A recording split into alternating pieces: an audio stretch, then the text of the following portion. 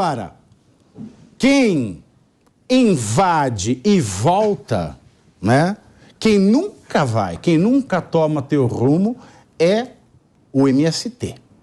Né? MST, meus queridos, MST é como DST. Se você não trata, a coisa só espalha.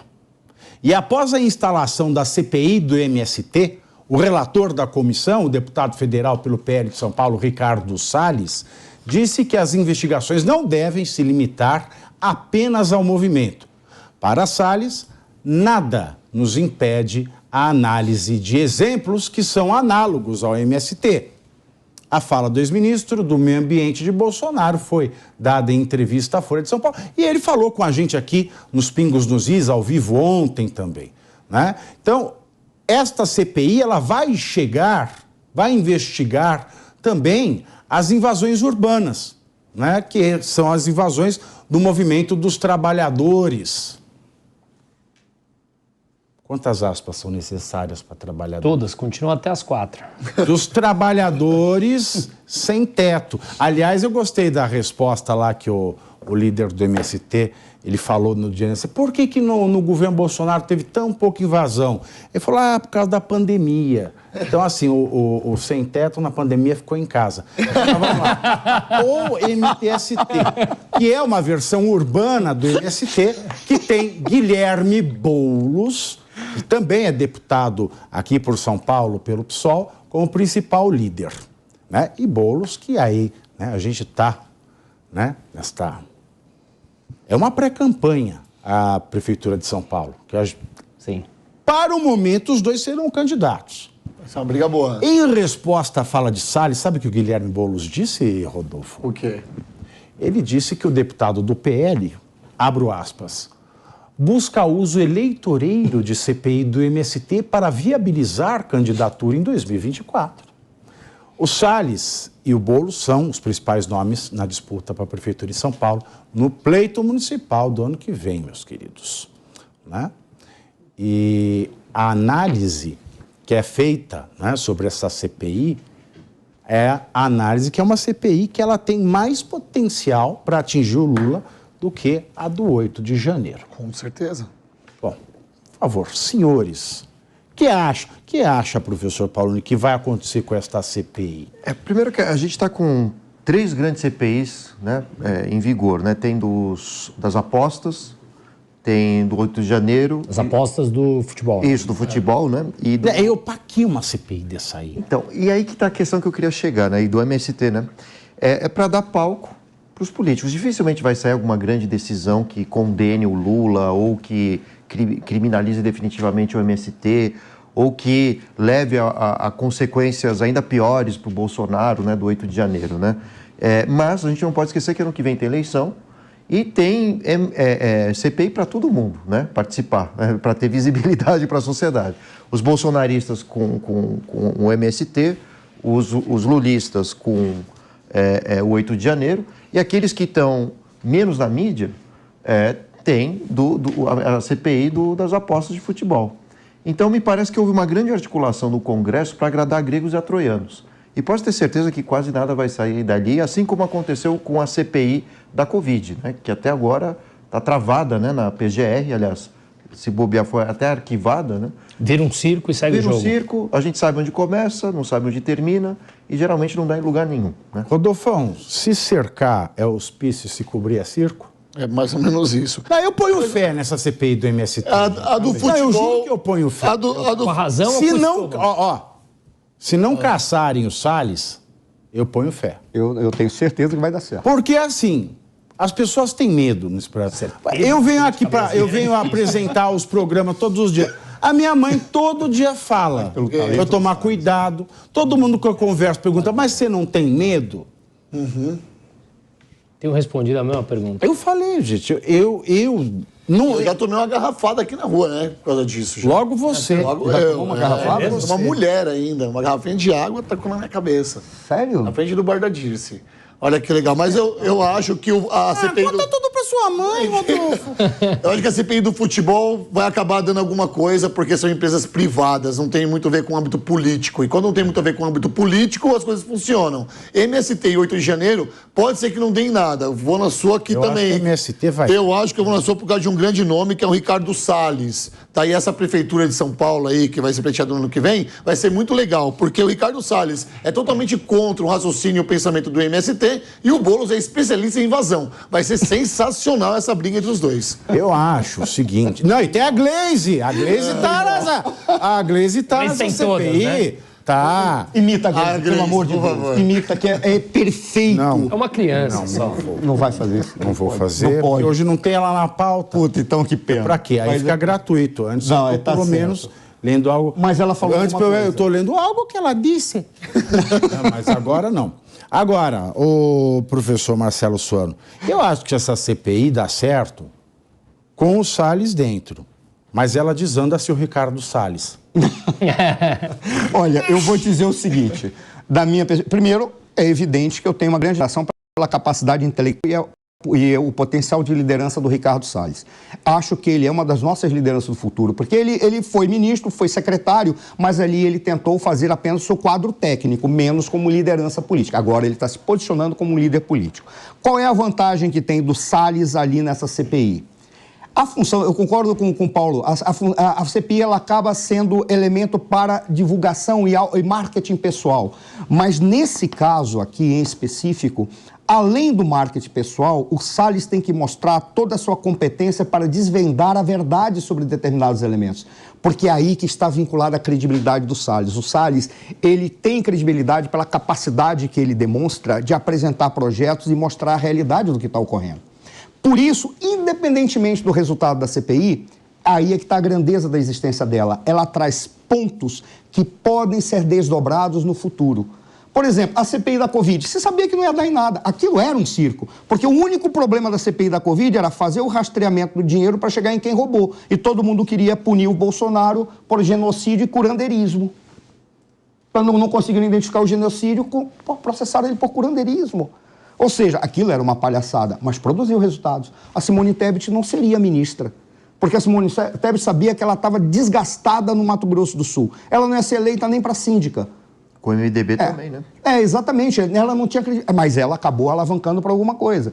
Ou seja, eu acredito que a CPI do MST... A Simone Tebet é outro igual o Alckmin, né? Mas ela estava descartada. Aí ela foi e grudou aonde, por exemplo, a pergunta se faz. O ministério dela é da irrelevância. Mas se ela não tem um ministério, ela se torna... É melhor ser uma ministra do Ministério da Irrelevância do que ser uma comum irrelevante, porque é o que ela seria. Então, é melhor ela ter a caneta de ministra. Mas no caso dessa CPI aqui do Salles, o Salles tem umas características que podem permitir produzir algo. Primeiro, ele conhece o tema. Segundo, ele tem uma capacidade lógica de articular os problemas para compor as questões e listar quem são as personalidades que podem ir lá. Olha como ele é inteligente. E ele não cai naquelas pegadinhas que os outros caem. Olha como ele é inteligente. Ao invés de levar a gente do governo, ele sabe que isso vai trazer holofote. O que ele fez? Eu quero pegar as lideranças de ponta. É quase o Rodolfo Giuliani. Não adianta eu pegar o grande traficante, eu tenho que pegar o cara da boca. É o que o Rodolfo Giuliani fazia. Pegava o cara da boca da esquina, porque assim ele conseguia matar o tráfico. A comparação não é só o modelo. Ele vai lá, aí o que ele fala? Se eu for ali, eu posso trazer o elemento para modos de operação, maneiras de trabalhar. E aí eu posso se estender para mostrar que existe todo um conjunto articulado. Se isso é para a campanha eleitoral ou não, é irrelevante. O projeto é maravilhoso, a estratégia também, e por isso pode produzir resultados. Com uma vantagem que está o Zucco na presidência. Qual vai ser o papel, qual é a importância do presidente? O presidente, ele dá velocidade ou não nas pautas ou deixa pauta, e ele escolhe a pauta que ele quer. Ele pode acelerar ou retardar. Se de repente aparecer um cara do PSOL, um cara do PT e falar, não, mas isso tem, o que o Zucco faz? Ah, é? Volta a pauta para cá. Vamos naquilo que interessa. Vamos convocar não sei quem. Não, a prioridade é essa. O presidente pode fazer isso. Por isso pode produzir um resultado. Porque tem dois caras que querem um resultado específico, independente dos ganhos eleitorais. Aí é que está jogado. Você sabe que eu estava falando com o Salles ontem?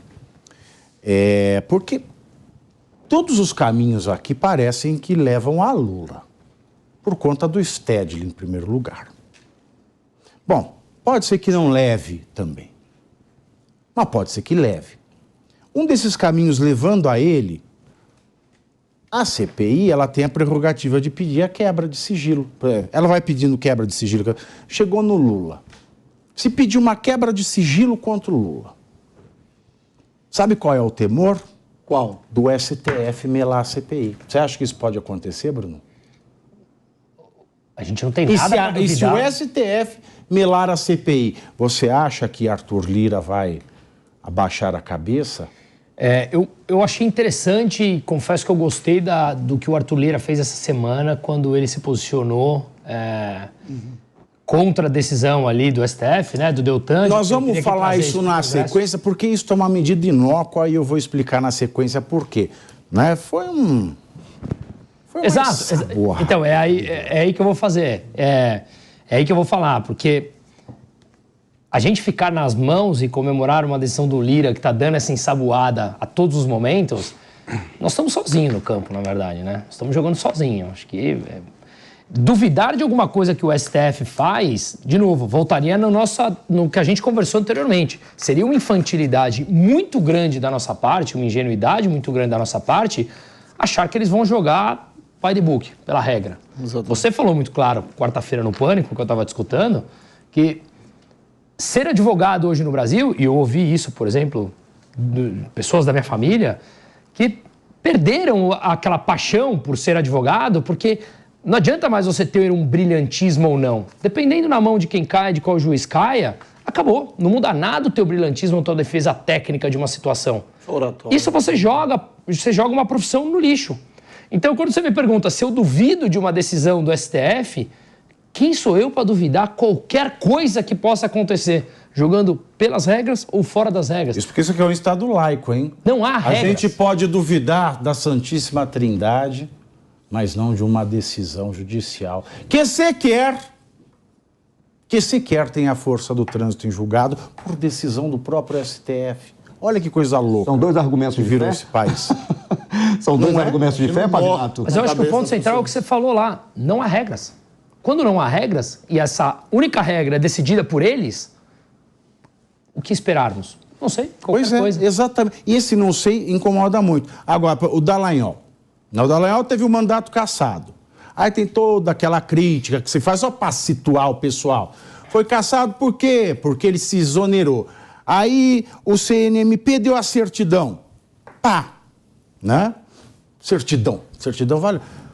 Certidão é certidão. Ué, disseram que a certidão estava errada, mas ninguém falou que estava errada. Passaram por cima da certidão. E se passaram por cima de uma certidão do CNMP, que se dirá da certidão de matrícula da propriedade do seu imóvel, meus queridos? Não, mas vamos lá, passaram por cima da certidão. O parecer do MPE para o TSE, Tribunal Superior Eleitoral, também foi ignorado. Ah, achei que era papel higiênico. Nem chumbaracachumba. Aí cassaram o mandato dele com base na letra Q do inciso 1º do artigo 1º, que foi incluído pela Lei Ficha Limpa, na Lei 64/90. Que diz? Né? Que diz o seguinte, que o juiz federal ou estadual, desembargador, ministro de primeira instância, não importa, e os membros do Ministério Público, estadual ou federal, né, juízes e promotores, todos eles, são inelegíveis em 4 hipóteses. 4 hipóteses a letra Q apresenta. Você lê lá, só tem 4. Quais são as 4? Quando ele é exonerado, ou seja, quando ele é expulso, mandado embora, com a mão na frente e outra atrás. Tchau. Você condenado. Fora! Fora daqui! Tchau. Fora! Aí saiu. Segunda hipótese. Quando é aquela hipótese maravilhosa do Brasil, né? Por isso que eu chamo o juiz e promotor de príncipe do Estado. Porque eles, a maioria das vezes, eles são condenados à aposentadoria. Você fez muita coisa errada. Vai ficar agora o resto da vida sem pisar aqui no tribunal e vai ficar recebendo sem fazer nada. É a aposentadoria, é a condenação à aposentadoria. Eu estou mentindo? É um belo castigo. Não estou mentindo, é verdade. É verdade. Eu queria que fosse piada. Um dos 4 pontos? Não, esses são os dois. Aí tem o terceiro e o quarto. Sabe qual é? Condenação. Sabe qual é? A condenação à aposentadoria. Eu queria ser aposentado à condenação à aposentadoria. E é integral, né? É o salário integral. Eu não sei. Aí eu já não sei. Aí já é um filigrana aqui. Direito previdenciário eu já não... É integral. Já não manjo. Aí tem mais duas. Quais são as outras duas? Porque o cara que fez a lei não era bobo. Ele fez uma lei direitinho. Porque o que acontecia no Brasil, principalmente lá no Congresso com o deputado e senador, o cara estava em processo administrativo, né? O cara ia ver que ia ser mandado embora, não ia poder concorrer à reeleição, e aí o deputado... Era cheio no Brasil disso aqui, ó. Cheio. Aí ele pegava, mandava no pé, renunciava, aí na próxima eleição ele saía de novo. Aí o legislador já sabia disso. Aí ele fez mais 2 hipóteses nessa letra Q também para juízes promotores. E falou o seguinte, é aquele que se exonera, que é aquele que pede para ir, fala assim, tchau, estou indo embora, né? Bye bye, so long, farewell. Enquanto contra ele corre um processo administrativo disciplinar. E também é aquele que pede para se aposentar voluntariamente, enquanto contra ele corre processo administrativo disciplinar. Deu para entender? São esses 4 que estão na letra Q. Só esses 4 e nada mais.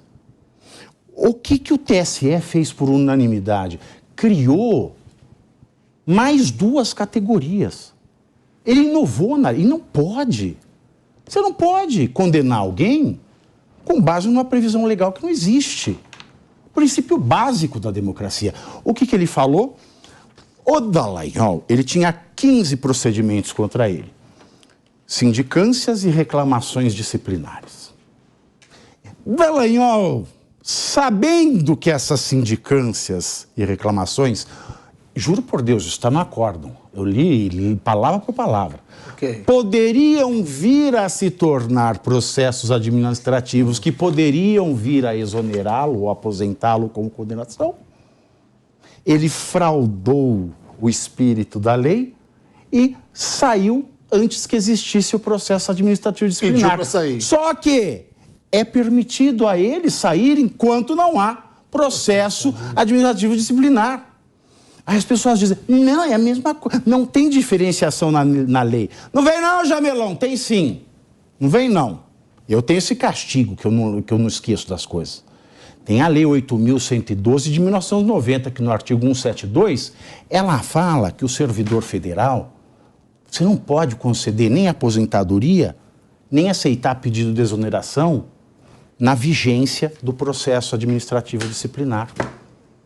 Mas durante a sindicância e durante a reclamação pode. Então são coisas diferentes. E o próprio regimento interno do Conselho Nacional do Ministério Público fala da reclamação no artigo 70, da sindicância no artigo 81, e diz que elas são diferentes do processo administrativo disciplinar no artigo 84. Logo, o TSE inovou. Legislou, então? Inovou. Abuso de autoridade. Aí o Lira, ele invocou o ato 37 de 2009, tá? Para falar, não é assim. Vai passar pela corregedoria. E falou que ele vai ter o direito à ampla defesa, o que é muito estranho, porque o ato de mesa 37, e é por isso que eu falei que ele ensaboou, o ato de mesa 37 é toda a decisão que pesa no judiciário contra um deputado federal tem que passar pela corregedoria. E no caso de cassação, são os casos de cassação das hipóteses do artigo 55, inciso 4, inciso 5º da Constituição. E no caso do inciso 5º, que é o caso do Deltan Dallagnol, ou seja, ele perdeu o mandato, foi cassado, foi considerado inelegível, nesse caso, a mesa só tem o poder de declarar a decisão dada. Ela não pode entrar no mérito, então ele não tem o que de se defender. Foi só uma ensaboada para todo mundo achar que o Lira está peitando.